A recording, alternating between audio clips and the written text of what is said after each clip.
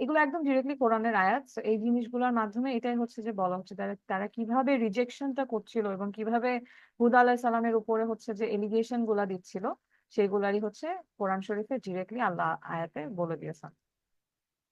এই যে আমরা জানি যে মানুষ যখন আহ অনেক সম্পদশালী হয় তখন তাদের কি হওয়া উচিত, তাদের হচ্ছে তারা মানে তারা কি মনে করে যে আমি যদি আমার লাইফস্টাইলকে চেঞ্জ এখন মানে ইবাদত বন্দিকেতে মনোযোগ দিই তাহলে আমার লাইফস্টাইলটা চেঞ্জ হয়ে যাবে। জাস্ট আমরা যদি এক্সাম্পল হিসেবে নিই যে গুলশান বনানীতে যারা আছে তাদের যে লাইফস্টাইল, তারা যেভাবে সবসময় চলছে ফিরছে যেসব মানুষের সাথে মিশে, হঠাৎ করে যদি এখন সে পর্দা করা শুরু করে, একটা মেয়ের কথা বললাম যে পর্দা করা শুরু করে বা একটা ছেলে যদি মসজিদে যাওয়া শুরু করে, the first thing he will face যে তাকে মকিং করা হবে, আরে ধার্মিক হয়ে গেছে এন্ড এভরিথিং। সো তার কিন্তু হিউজ একটা লাইফস্টাইলে চেঞ্জ আনতে হবে যদি সে এই কাজটা করতে চায়।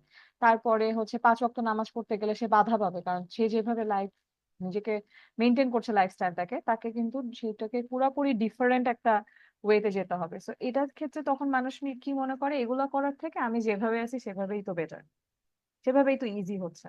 এই কারণে মানুষ খুব ইজিলি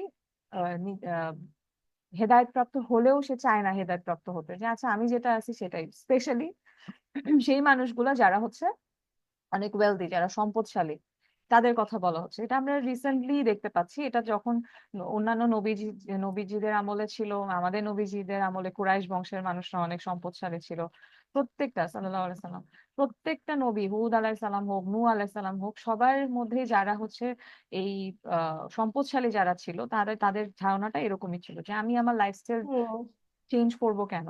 হ্যাঁ, এন্ড উই উইল আর হ্যাভ। আরেকটা কথা আমি একটু অ্যাড করতে চাচ্ছিলাম, সেটা হচ্ছে যে এখন ইয়ার পরিমাণটা এত বেড়ে গেছে, মানে মানুষ উম, নামাজ কালাম পড়তেছে, সবকিছু করতেছে দেখানোর জন্য। এটার পরিমাণটা খুব বেড়ে গেছে যে কেউ একটা নামাজ পড়লো, সে বসে হচ্ছে জায়নামাজের উপর থেকে ছবি দিয়ে দিল যে আমি জায়নামাজ এটা পড়তেছি ওটা পড়তেছি। হ্যাঁ, দেয়া ভালো, তুমি অন্য মানুষকে করো, কিন্তু বেশিরভাগ ক্ষেত্রে এখনকার জেনারেশনে দেখা যায় যে একদিন সে সবে বরাতে বা সবে কদরে নামাজ পড়লো, সে হ্যাঁ, ওরকম দিয়ে বেড়াচ্ছে আর কি, যে জিনিসটা খুবই খারাপ। যে এটার জন্য হচ্ছে কি, এবং গুলশান বনানীর সাইডে এগুলো একটু বেশি দেখা যায়, পশ কিডরা চিন্তা করে যেটা দিলে এখন এটা একটা ট্রেন্ড হয়ে গেছে। তো হ্যাঁ। এখন যে এই জন্য কেউ যদি সত্যিকার অর্থে আসতে চায় না, এই তখন যে জিনিসটা হয় যে তারা ভাবে যে আচ্ছা আমি যদি করি, আমি দেই বা না দিই, মানুষজন তখন এটাকে চিন্তা করবে যে আচ্ছা ও তো এরকম করতেছে, তুই যে একটু আগে যে কথাটা বললি ওরকম, যে এটা তো আসলে বেশি ইসলামিক মাইন্ডেড হয়ে গেছে, কি এমন করলো, এত ইসলামিক মাইন্ডেড হওয়ার ক্ষেত্রে মানুষ নেগেটিভলি বিষয়টাকে নেয়। কেউ যে পজিটিভলি নিবে যে হ্যাঁ একটা মানুষ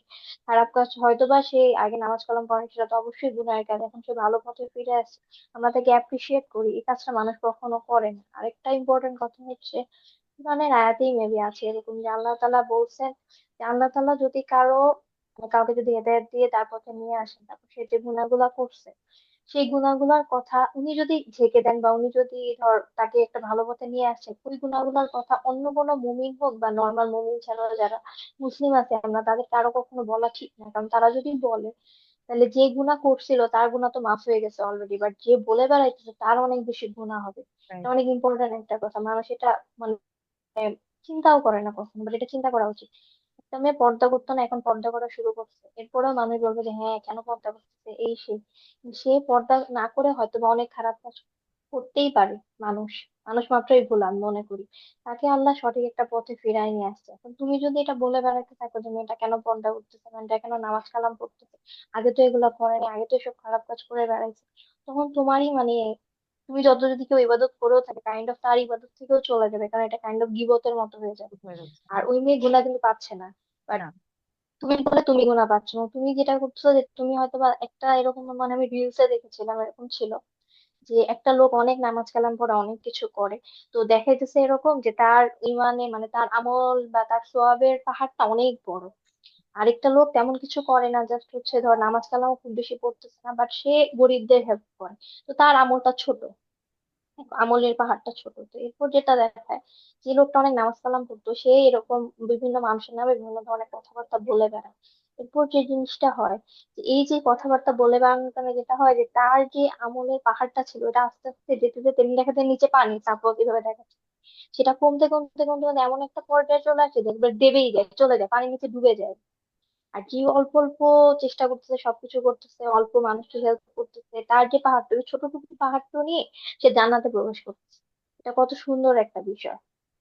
মানে মানুষকে সম্বন্ধে খারাপ বলাটা কত ব্যাড আমাদের জন্য, এটা তো আমরা বুঝতে পারি না, বাট এটা মনে রাখা উচিত, প্রতিটা পার্সনের মনে রাখা উচিত যে কারো সম্বন্ধে হুটহাট বলে ফেলা বা কোনো কিছু, এটা আসলে ঠিক না। কেউ যদি আল্লাহর পথে আসে সবসময় দেখে আলহামদুলিল্লাহ বলা উচিত, আল্লাহ অনেক অনেক রহমত তাকে সঠিক পথে ফিরায় নিয়ে আসছে, সে পাস্ট লাইফে কি করছে এটা কখনো চিন্তা করা উচিত না। কিন্তু এটাই হয়, মানুষ করে তো, এই জন্য মানুষ আসলে আল্লাহর পথে চাইলেও আসতে পারে না। তো হ্যাঁ। আল্লাহর পথে আসাটাও কত কষ্টকর হয়ে গেছে, সত্যি কথা যেটা। হুম, হুম, এই এটাই। জন্যই বললাম ঘটনাটার কথা। হ্যাঁ, হুম, হুম। এটাই হচ্ছে এখন এখন বেশিরভাগই হচ্ছে, অনেকেই আছে যে আমি জানি যে ভেতরে ভেতরে খুবই পছন্দ করে, আমি দেখছি আছে। আজকালকার মানুষ, হুম হ্যাঁ, হুম স্টুডেন্টদেরকে অনেক সময় দেখি যে লাইফস্টাইল মেনটেন করছে এভাবে, কিন্তু আমার ইসলামিক হুম। পোস্ট গুলাতে সে রিয়াক্ট মনে দিচ্ছে, ইচ্ছে থাকে, যে হ্যাঁ। চাচ্ছে, হ্যাঁ, করোনার পরে কিন্তু বিশেষ মানুষের করে, ভেতরে একটা আল্লাহ ভীতি ঢুকে গেছিল, যেটা আবার হ্যাঁ, আস্তে আস্তে কমে চলে গেছে, যেতেছে। আবার কমে যাচ্ছে, রাইট। আনফরচুনেটলি কমে যাচ্ছে, যেটা খারাপ হইতেছে। আল্লাহ মানুষ মনে করছিল। হ্যাঁ, হ্যাঁ, আল্লাহ আমাদের আসলে হেদায়েত রাখুক, সবাইকে এটাই হচ্ছে। হেদায়েত দিক, এবং আমি এটা সবসময় দোয়া করি যারা হচ্ছে অ্যাকচুয়ালি ভালো মানুষ, ভেতর থেকে ভালো মানুষ, আল্লাহ তাদেরকে অবশ্যই হেদায়েত দিক, কারণ তারা এমনিতেই ভালো, জাস্ট মানে ইবাদত থেকে দূরে, আল্লাহর ইবাদত থেকে দূরে, সো এটা আল্লাহ সহজ করে দিক তাদের জন্য ইনশাল্লাহ, ইন এনি ওয়েজ পসিবল, আল্লাহ তাদেরকে এটা সহজ করে দিক ইনশাল্লাহ। তো হ্যাঁ, যেখানে ছিলাম যে, তো আমাদের কি করা উচিত, আমাদের হচ্ছে আখিরাতকে বেশি ফোকাস করা উচিত, এবং আখিরাতকে সিকিউর করাটা আমাদের টার্গেট হওয়া উচিত, নট দুনিয়া।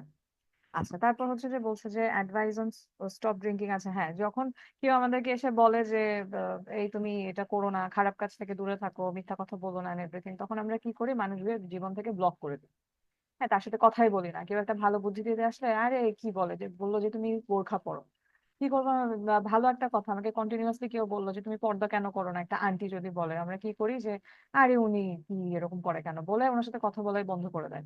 কিন্তু কি করা উচিত, তার জিনিসটা, তার যে ভালো একটা কথা বলছে, এটা কিন্তু তার কথাটা আল্লাহ আমাদেরকে তার থ্রুতে বলে পাঠাচ্ছেন যে এই কাজটা করো, তো সেটাই বলা হ্যাঁ, উচিত। উনি উসিলা, আমাদের উসিলা, যেটা ওসিলা, সত্যি রাইট, কথা। হ্যাঁ, দ্য ওয়ার্ড ইজ, হ্যাঁ। হ্যাঁ, ওসিলা। তো এইভাবে যখন আসছে আমাদের কাছে বিভিন্ন ভাবে, তখন আমাদের উচিত সেটাকে, সেই অ্যাডভাইসটাকে মেনে নেওয়া, যেটা হচ্ছে বলা হচ্ছে যে আহ এটা যদি আমরা না করি, হ্যাঁ, এই যে মানে এই যে হেদায়েতের জিনিসটা, এই জিনিসটা কিন্তু নবীজি সাল্লাল্লাহু, মানে নবীজি, শুধুমাত্র আমাদের নবীজি, নবীজি না, সাল্লাল্লাহু আলাইহি সাল্লাম, আরো যত নবী ছিলেন তাদের কিন্তু কাজ একটাই ছিল, দাওয়াত দেওয়া।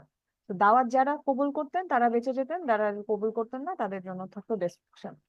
এটাই কিন্তু হয়ে এসছে, এটাই বলা হচ্ছে যে এখন তো আমাদের কাছে কোনো নবী নাই, কিন্তু আমাদের কাছে মানুষরাই কিন্তু দাওয়াত দিতে আসছে, আল্লাহ কিন্তু সবাইকে পাঠাচ্ছে, হ্যাঁ, দাওয়াত হিসেবে, গাইডেন্স হিসেবে, যে এই তুমি এটা একটু করো, তো এই নামাজটা পড়ো, হ্যাঁ, এইভাবে কিন্তু আশেপাশের মানুষদের দিয়ে আল্লাহর তরফ থেকে আমরা গাইডেন্স পাচ্ছি। তো আমাদের উচিত সেটা ইগনোর না করে অবশ্যই সেটা মতো চলা। যদি কেউ এসে বলে যে নামাজ পড়ো, তাহলে আমাদের উচিত নামাজটা পড়ে ফেলা, যে হ্যাঁ আচ্ছা, আল্লাহর তরফ থেকে আসে, এইভাবে না ভেবে যে ও আমাকে বলছে, ভাবা উচিত যে আল্লাহর তরফ থেকে একটা গাইডেন্স এসেছে এবং এটা আমার কবুল করা উচিত, বিগ থিং যে আল্লাহ আমাকে এটা রিমাইন্ডার হ্যাঁ, দিচ্ছে।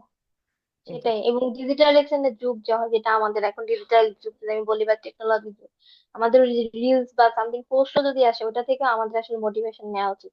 এটা right, যেহেতু আমরা দেখতেছি এখানে আউট অফ নো এর, তখন আল্লাহ হয়তো বা আমাদের দেখাচ্ছে, বিভিন্ন ভিডিওতে পাঠাচ্ছে, আসলে অনেক সময় বলে মানে হ্যাঁ, হ্যাঁ, আল্লাহ আমাদের উত্তেজনা করে ভিডিওতে পাঠাচ্ছে, এই right, কথাগুলো আমাকে শোনাইতেছে, যেন আমি কাজটা করি। তো এটাও ভেবে চিন্তা করা উচিত। এটাই।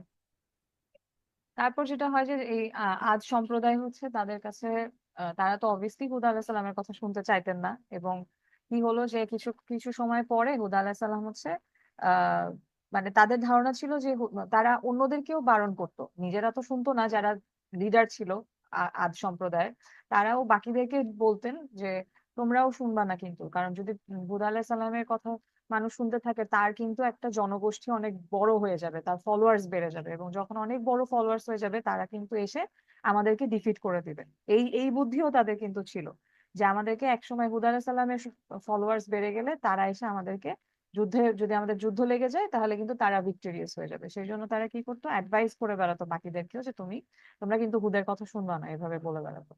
আচ্ছা, এরপরে হচ্ছে এটা 26 নম্বর সূরা সূরা শুআরা। আচ্ছা, এই সূরাটার 128 থেকে 131 নম্বর আয়াতে বলা হচ্ছে, তোমরা কি প্রতিটি উচ্চ স্থানে অনর্থক স্মৃতিস্তম্ভ নির্মাণ করছো, আর বড় বড় প্রাসাদ নির্মাণ করছো যেন তোমরা চিরদিন থাকবে, আর যখন তোমরা দুর্বল শ্রেণীর লোকদের উপর আঘাত হানো তখন আঘাত হানো নিষ্ঠুর মালিকের মতো। আচ্ছা, এখানে বলা হচ্ছে ওই যে আদ সম্প্রদায়ের যারা মানুষ ছিল তারা কি করতো, এমন পাহাড়ের উপরও বড় বড় প্যালেস তৈরি করতো, বড় বড় হচ্ছে বাড়িঘর তৈরি করতো।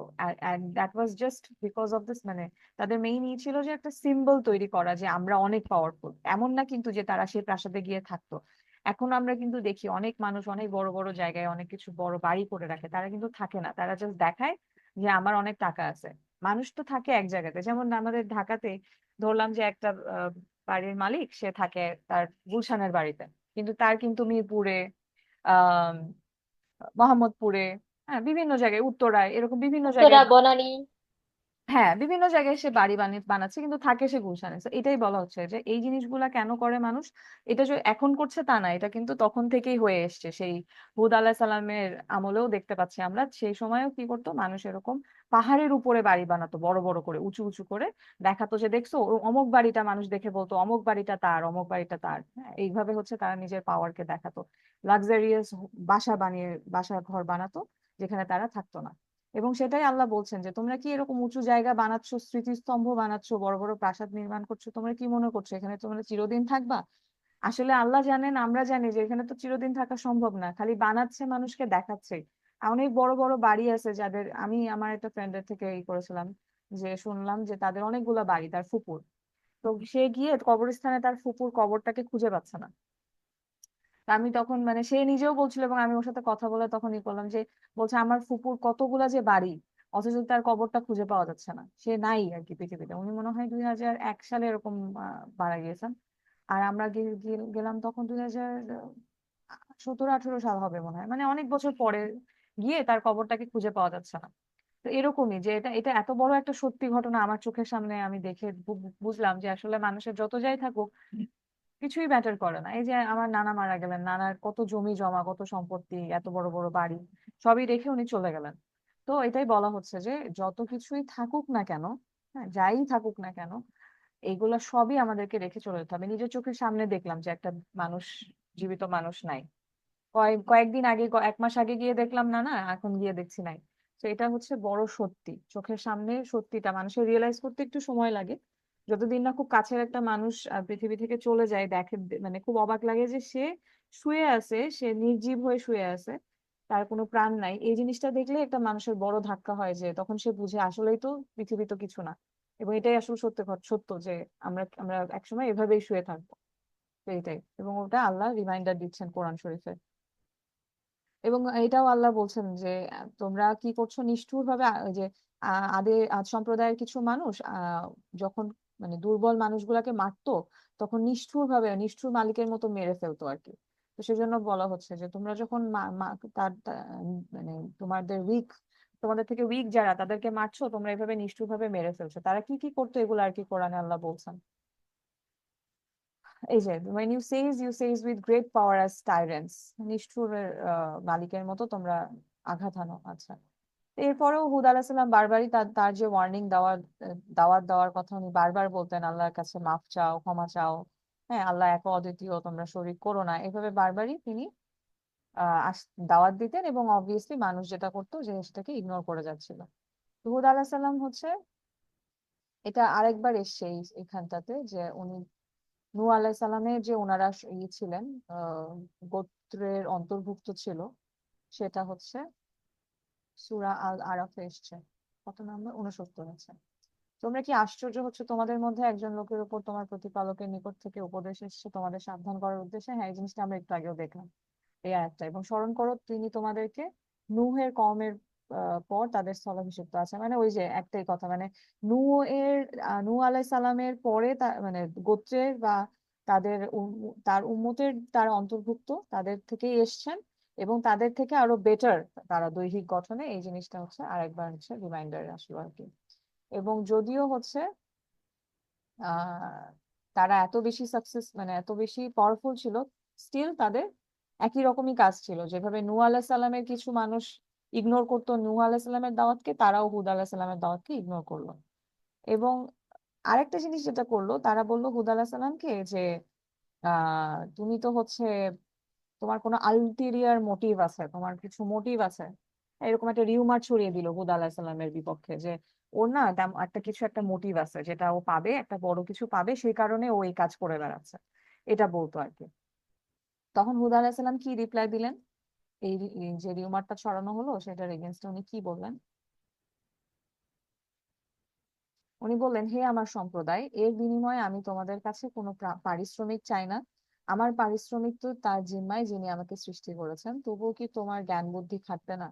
সুবহানাল্লাহ। So, উনি জানছেন যে আমার এই জ্ঞানটুকু আছে যে আমি জানি আমার পারিশ্রমিক আসবে আমার বসের কাছ থেকে, যে আমার মালিক, যার হয়ে আমি কাজ করছি। তোমার কাছ থেকে আমি কিছুই চাচ্ছি না। সুবহানাল্লাহ, এত সহজ একটা কথা। হ্যাঁ, তোমার কাছ থেকে আমার কিছুই চাওয়া পাওয়ার নাই। এটাও কিন্তু আমরা জানি প্রত্যেকটা নবীর কমন বৈশিষ্ট্য ছিল, ওনারা সবসময় বলতেন, আমি কোনো ওয়ার্ল্ডলি কোনো কিছু, মানে পার্থিব কোনো কিছুর জন্য বা তোমাদের কাছ থেকে কিছু চাই না, কোনো কিছুর কারণে আমি দাওয়াত দিচ্ছি না। এটা সবসময় ওনারা বলতেন। আচ্ছা, আরেকটা খুব ইম্পর্টেন্ট জিনিস, যে অনেকেই আছে, আমরা অনেক কিছু রেফারেন্স দিই হচ্ছে আমার দাদা করতেন বা আমার বাবাকে আমি করতে দেখেছি সেই জন্য আমি করছি, কিন্তু এটা ভুল। তো আমার বাবা এইভাবে অজু করতেন তাই আমিও করছি, আমার মা করতেন তাই আমি করছি, এই জিনিসগুলো রেফারেন্স হিসেবে ইউজ করা যাবে না। আমার দাদিকে দেখতাম এইভাবে কোরআন শরীফ পড়তেন তাই আমি পড়ছি, না। সঠিক নিয়মটা কি সেটা আমাকে জেনে আমাকে নিজেকে করতে হবে, এবং আমার ফিউচার জেনারেশনকেও সেটা বলতে হবে, আমি তোমাকে এটা শেখাচ্ছি, কিন্তু তুমিও নিজে শিখে নিবা যে কোনটা সত্য। হতে পারে এর থেকেও বড় সত্য, হয়তো বা আমার যতটুকু জ্ঞান আমি তোমাকে শেখাচ্ছি, তুমি আরো বেশি জ্ঞান অর্জন করতে পারবা। হ্যাঁ, এইভাবে হচ্ছে শিখাতে হবে। তো এটা হচ্ছে এসছে সূরা আরাফের 70 নম্বর আয়াতে। তারা বলল, তুমি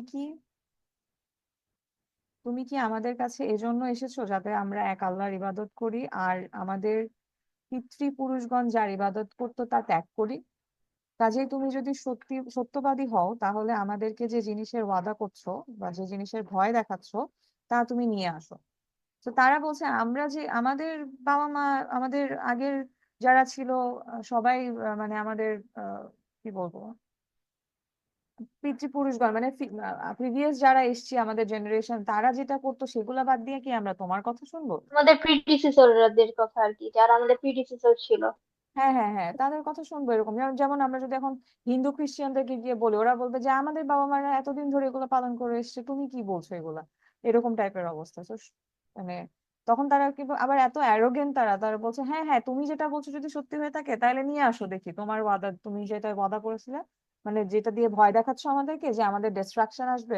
এভাবেই তো দাওয়াত দেওয়া হতো যে তোমরা যদি সঠিক পথে না থাকো, তোমাদের কিন্তু আল্লাহর কাছে ইবাদত, সরি, ক্ষমা না চাইলে কিন্তু তোমাদের আলটিমেটলি ক্ষতি হবে। এই যে ক্ষতির কথা বলা হতো, ওরা বললো যে নিয়ে আসো দেখি কি ক্ষতি হবে। এই সময়টা এইটাই হচ্ছে তাদের আলটিমেট ডিস্ট্রাকশন থাকতো। ফাইনালি একটা আল্লাহ দাওয়াত পাঠাতেন তাদের কাছে, যেটা তারা ইগনোর করতো, এবং হচ্ছে আল্লাহ তাদের উপরে আযাব দিতেন। এটা ইনশাল্লাহ আমরা নেক্সট দিন কভার করব। বাট হচ্ছে আহ, এই পর্যন্ত মানে এখানে হচ্ছে যে এটাই বলা হচ্ছে যে বাবা মারা যেটা ফলো করতো সেটা না করে আমাদের সবসময় উচিত দেখা সামনে কি, মানে আরো কি নলেজ আমি গ্যাদার করতে পারি, আমি কি কি ইসলামিক দিনের জ্ঞান কি আমার মধ্যে আসতে পারে। হয়তো বা এমন হতে পারে যে আমি বেশি জানি, আমার বাবা কম জানে, যেটা হয় অনেক ক্ষেত্রে আমরা এখন দেখি। অনেক ছেলে মেয়ে হচ্ছে পর্দা করে, কিন্তু বা ছেলে 5 ওয়াক্ত নামাজ পড়ে, বাবা মা পড়ে না। মেয়ে পর্দা করে ইসলামিক ভাবে চলছে, কোরআন শরীফ পড়ছে, কিন্তু বাবা মা করছে না। তাদের তাদের যে মানে ইসলামিক যেগুলো মেনটেন করা উচিত তারা করছে না, এবং বাবা মার কাছ থেকে কিন্তু সে শেখেনি, তার মধ্যে আল্লাহ আলাদাভাবে হেদায়েত দিচ্ছেন। তো এই জিনিসগুলো অনেক বড় একটা ব্যাপার। এবং বলা হচ্ছে যে তোমরা যদি কখনো দেখো যে তোমার ছেলে মেয়ে বেশি তোমার থেকে ইসলামিক জ্ঞানের দিকে আগাতে চাচ্ছে এবং সে আরো বেশি জানতে চাচ্ছে, কখনোই তাকে বাধা দিও না। কখনো বাধা দেওয়া যাবে না। হ্যাঁ, এইভাবে ভাবা যাবে না যে ও বলার কে। আমার ছেলে এসে যদি আমাকে বলে যে মা, আম্মু মাথা ঢাকো, মানে চুলটা ঢাকো, পর্দা করো, তাহলে তাকে বলা যাবে না তুমি আমাকে বলার কে, তুমি তো আমার ছেলে, তুমি আমার থেকে বেশি জানো। এই টাইপের কথা বলা যাবে না। বলতে হবে যে ঠিক আছে, আলহামদুলিল্লাহ, আমার ছেলেকে আল্লাহ অনেক হেদায়েত দিয়েছেন, তার জিনিসটা আমি কবুল করি। প্রত্যেকটা সময় কিন্তু আল্লাহ এটাই আমাদেরকে কোরআন শরীফে রিমাইন্ডার গুলা দিচ্ছেন, যে তুমি নিজেকে কোনো কিছু বড় মনে করো না, নিজের জ্ঞানকে অনেক কিছু মনে করো না। কারণ সব জায়গা থেকে আল্লাহ তোমাকে সবসময় হেদায়েত দিবেন। কবুল করো, কবুল করো, সবকিছু থেকেই তুমি ভালো জিনিসগুলোকে কবুল করো, যেখান থেকেই আসো কবুল করো। আচ্ছা, তো এটাই লাস্ট কনক্লুশন, যে পৃথিবীর জিনিসগুলা, পার্থিব জিনিস, হ্যাঁ, এই জিনিসগুলা মানুষের মধ্যে তখনই বেশি পার্থিব চাহিদা মানে আসে যখন সে হচ্ছে ইবাদত বন্দিগিকে বাদ দিয়ে, যে যখন পৃথিবীকে বেশি প্রায়োরিটি দেয়, এই জিনিসগুলাকে, নিজের পাওয়ার, নিজের ক্ষমতা, সেভাবেই তখন তার মাথার মধ্যে চলতে থাকে, যেটা আমরা সবসময় দেখি। এগুলা না করে যখনই আমার কাছে আসবে বেশি জিনিস, আমার উচিত বেশি বেশি সদকা করা। এবং আরেকটা জিনিস আমি হচ্ছে যে এখানে একটু বোধহয় মেনশন করতে ভুলে গেছি, যে যখন আমাদের কাছে আমার কাজ বেড়ে যায়, আমাকে যখন আল্লাহ অনেক সম্পদ দিচ্ছেন, তখন আমার সেই সম্পদের হিসাবটাও বেশি দিতে হচ্ছে, মানে সম্পদের হিসাব দিতে হচ্ছে, আমার হিসাবের পরিমাণটা বেড়ে যাচ্ছে আমার। আমাকে 1 লক্ষ টাকা যদি কেউ দেয়, আমাকে সেই 1 লক্ষ টাকা আমি কোথায় খরচ করছি সেটা আমাকে তার কাছে গিয়ে হিসাব দিতে হচ্ছে, যে আমি এখানে এত হাজার খরচ করছি, এটা করছি, ওটা করছি। কিন্তু যখন কারোর কাছে কিছুই থাকে না বা 10 টাকা থাকে, তার 10 টাকার হিসাব দেওয়াটা অনেক সহজ হয়ে যায়, যে আল্লাহ আমার কাছে 10 টাকা ছিল, আমি এইভাবে খরচ করেছি। কিন্তু 1 লাখের হিসাব দেওয়া কিন্তু অনেক বেশি, আরো 4টা শূন্য পাশে। তো এইটাই বলা হচ্ছে যে যার কম, সেও হতাশ হবে না, তারও হতাশ হওয়া যাবে না। আমার কাছে কম, সে আরো খুশি হবে, আমাকে হিসাব কম দিতে হচ্ছে, আল্লাহ আমাকে সহজ করে দিচ্ছে আরো বেশি। আর যার বেশি, তার সব সময় সৎ কাজ করতেই হবে, উল্টা আরো এটা কনসার্ন থাকতে হবে, তাকওয়া থাকতে হবে, ভীতি থাকতে হবে, যে আল্লাহ আমার হিসাবটাকে তুমি সহজ করে দিও, এবং আল্লাহর কাছে গিয়ে নত হতে হবে বারবার। মানে আমার অনেক যত বাড়বে, যত আমার সম্পদ বাড়ছে, তত আমার বেশি বেশি ইবাদত করতে হবে, বেশি বেশি নফল ইবাদত সবকিছু বাড়িয়ে দিতে হবে। আল্লাহ আমাকে তুমি বাঁচিও, আমাকে হিসাব সহজ করে দিও, আমি যাতে ভুল না করে ফেলি, যেহেতু আমার বেড়ে যাচ্ছে জিনিস, আমার বোঝা আরো মানে মাথায় আরো বাড়ছে দিন দিন জিনিসপত্র, তখন আমাকে আবার বেশি বেশি নত হয়ে যেতে হবে। কারণ আমাদের উপরে যদি ভারী জিনিস কেউ দেয়, তাহলে আমরা কি হই? উঁচু হয়ে দাঁড়াতে পারি না, আমরা কিন্তু বেন্ড হয়ে যাই আরো বেশি। যত বেশি ভারী আমার কাঁধের জিনিস চাপানো হবে, আমি তত বেশি নুয়ে যাব। তো আল্লাহ এটাই বলছেন, যে যত বেশি তোমাকে আমি দিব, তত বেশি তুমি নুয়ে যাবা। কার কোথায়? মানুষের কাছে না, আমার কাছে। তত বেশি তুমি আমাকে সে ইবাদত করবা। আরো এই শুধুমাত্র নামাজ কালামের ইবাদতও না, ওইটাও বলা হচ্ছে যে তুমি তত বেশি সদকা করবা, মানুষের সেবা করবা, তাহলে তুমি হচ্ছে আল্লাহর কাছে মাফ চাইতে পারবা, এবং আল্লাহ তোমার হিসাবটাকেও ওই 10 টাকার হিসাবের মতো ইনশাল্লাহ সহজ করে দিবেন। আল্লাহ আমাদের সবার হিসাবকে সহজ করে দিক ইনশাল্লাহ। সো এই হচ্ছে যে আজকে আমাদের এইটুকুই সেশন ছিল। ইনশাল্লাহ আমরা নেক্সট দিন দেখবো হচ্ছে আজ সম্প্রদায়ের মধ্যে উপর কিভাবে ফাইনাল একটা দাওয়াত এসেছিল, এবং সেটার মাধ্যমে তারা, তাদের যারা রিজেক্ট করেছিল তাদের কি হয়েছিল, এবং যারা কবুল করেছিল তাদের কি হয়েছিল, ইনশাল্লাহ।